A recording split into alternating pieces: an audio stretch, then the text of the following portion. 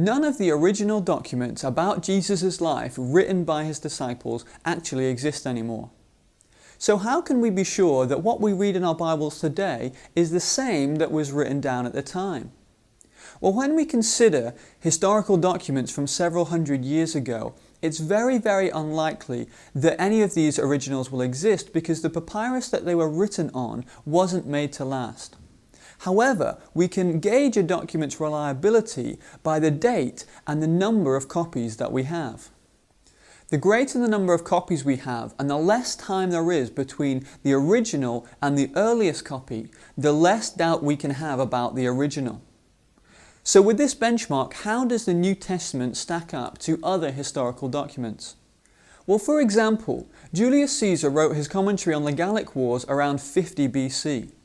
The earliest copy still in existence is from 900 AD. To me and you, almost 1,000 years seems like a very long time, but for scholars that's not unusual. And because there's 9 or 10 copies and they're all similar, we can have a high degree of certainty that these copies faithfully represent the original. The New Testament, on the other hand, has copies ranging from 310 to just 30 years after Jesus' death. Within 300 years, we have 2 copies of the entire New Testament.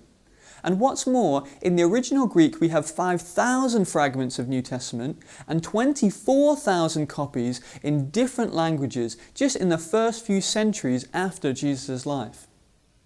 Because there are so many copies, the small human errors that creep in the process of copying are easily identifiable.